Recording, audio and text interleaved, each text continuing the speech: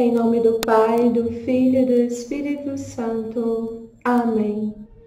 Ó coração amabilíssimo de Jesus, que com fervidos desejos e ardente amor, aspirais a aquecer a frieza e tibieza dos nossos corações. Inflamai-nos e consumi-nos no fogo do vosso amor. Assim seja. Amém. Jesus, manso e humilde de coração, fazei o nosso coração semelhante ao vosso. Caríssimos filhos, chegamos ao 8º dia da nossa pequena catequese sobre o Sagrado Coração de Jesus. Ontem, meditamos sobre como o coração de Jesus é modelo e fonte de todas as virtudes. Hoje, meditaremos sobre o reinado do coração de Jesus no mundo e como ele deseja reinar. Santa Maria Margarida de Alacoque e Santa Gertrudes nos fazem uma pergunta muito bela. Qual é o plano divino em relação ao reinado do coração de Jesus no mundo? Filhos, a resposta para esta pergunta está na passagem do apóstolo São Paulo aos Coríntios, no capítulo 15, versículo 5. É necessário que Jesus Cristo reine. E as obras da encarnação, da redenção e a Santa Madre Igreja são as principais obras que têm o fim de estabelecer este reinado no mundo. Então, Jesus só trabalha para estabelecer este reinado. Ele se dedicou completamente a este reinado na sua vida mortal e continua a se dedicar no céu. Então, toda a sua vida aqui na terra foi para tomar posse deste trono. E depois selou este trono com o seu próprio sangue. E quando subiu ao céu, ele ainda quis ficar conosco e não perdeu este seu reinado, quando ele nos deixa então a Santa Eucaristia, querendo então estar perto dos seus, guardando-nos e conduzindo-nos.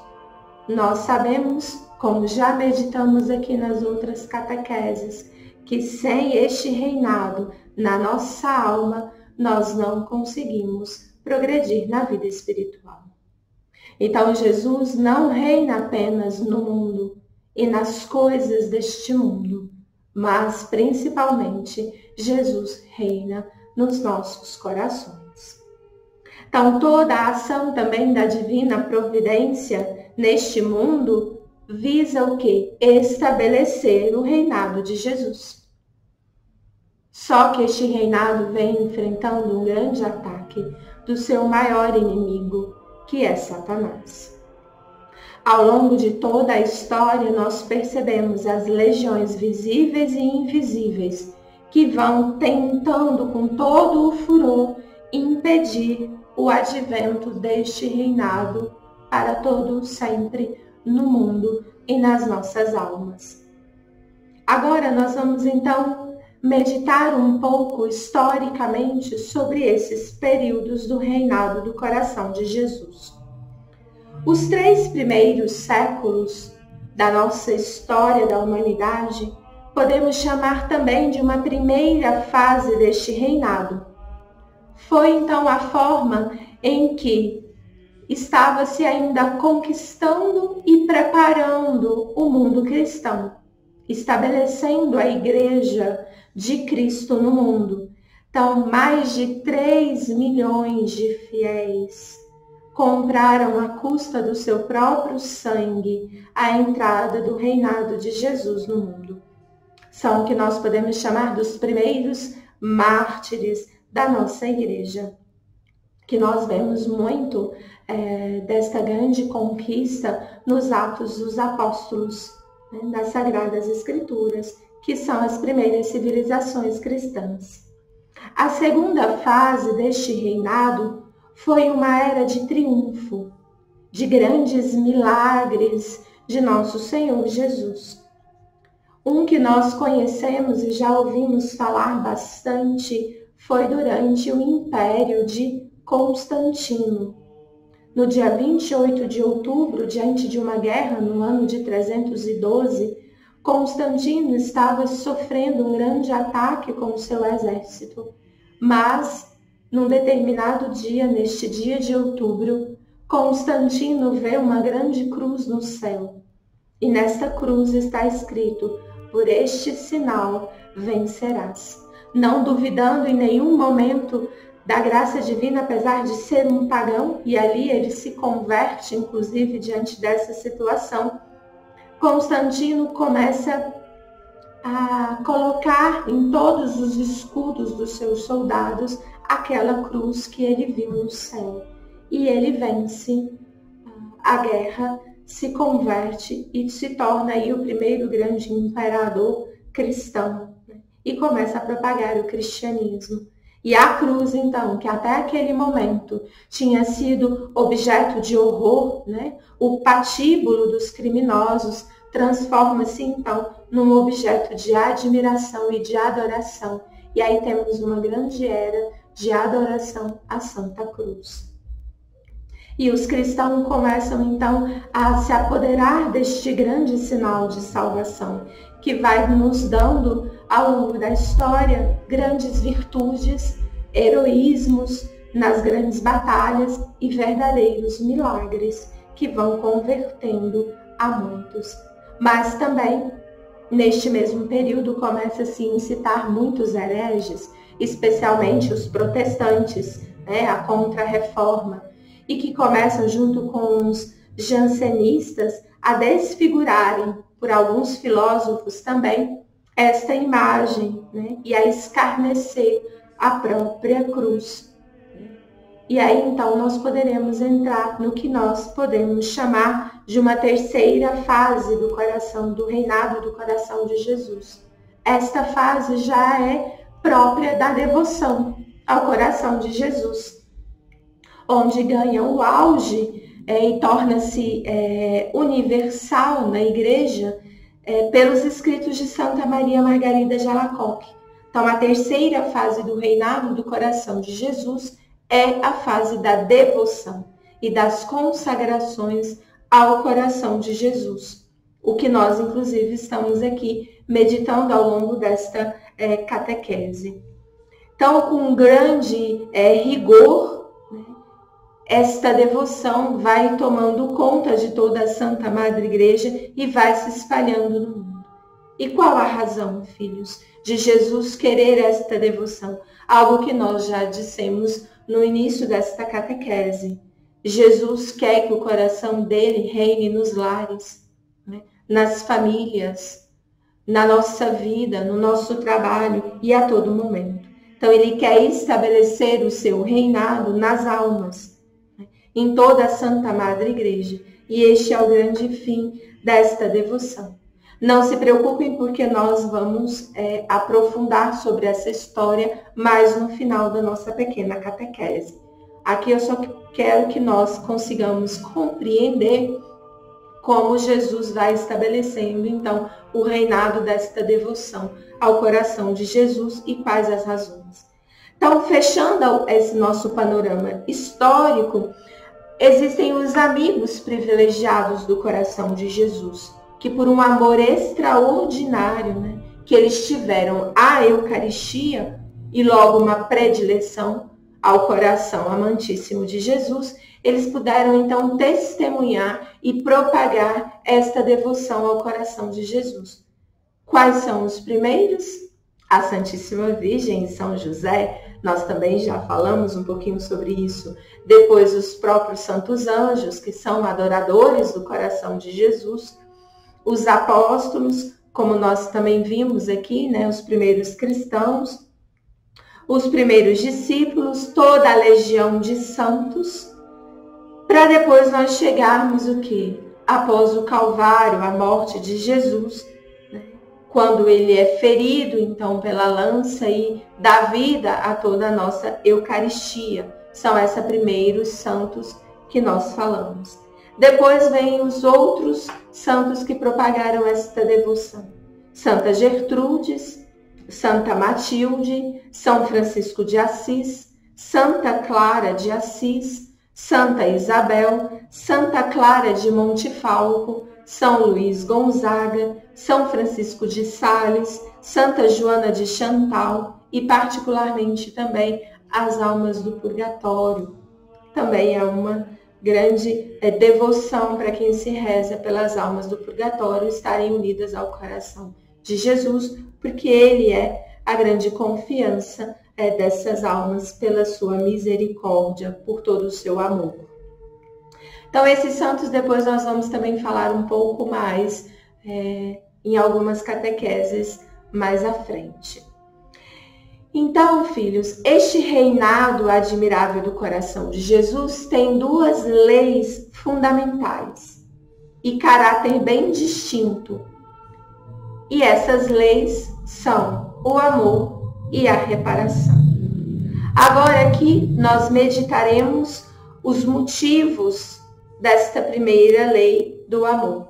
Amanhã nós continuaremos a meditar sobre essas leis fundamentais do reinado do coração de Jesus, para que nós possamos compreender bem claramente como se dá e como Jesus deseja reinar. Então, o principal fundamento deste reinado e deste governo do coração de Jesus é que seus vassalos, nós, nesta analogia de reinado, devemos enunciar desta forma que o Sagrado Coração de Jesus reina pelo amor. E nós já vimos todo o amor de Jesus para conosco. Mas agora vamos entender os motivos deste amor. Jesus nos ama e deseja, portanto, ser amado. E por que ele deseja ser amado? Já se fizeram essa pergunta, filhos? Jesus quer que o amemos por aqueles que não o amam. Porque muitas vezes Jesus não é amado. E daqui nós podemos deduzir essas leis gerais: o amor e a reparação. Então não basta amarmos o coração de Jesus. Precisamos repará-lo por aqueles que não o amam. E hoje fortemente nós vemos como o coração de Jesus não é amado. Principalmente na Santa Eucaristia, que nós vimos que foi uma das formas que ele colocou o seu trono no mundo, para que ele pudesse reinar. E assim Jesus deseja reinar, na Santa Eucaristia. Então, porque Jesus nos ama, ele quer que paguemos com amor o amor que ele nos dá. Então, porque ele não é amado, ele pede que nós ofereçamos reparação. Entende a relação das duas leis? Pelo amor, ele nos chama a amá-lo. E por aqueles que não o amam, ele nos chama a repará-lo. E essas reparações, elas devem ser feitas especialmente pautadas no amor.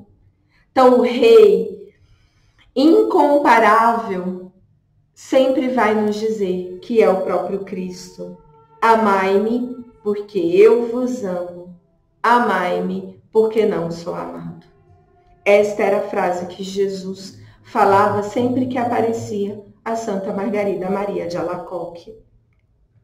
Então vamos compreender um pouco melhor os motivos, o caráter e as qualidades deste amor. Como eu disse nesta catequese, ficaremos apenas com os motivos desta lei do amor.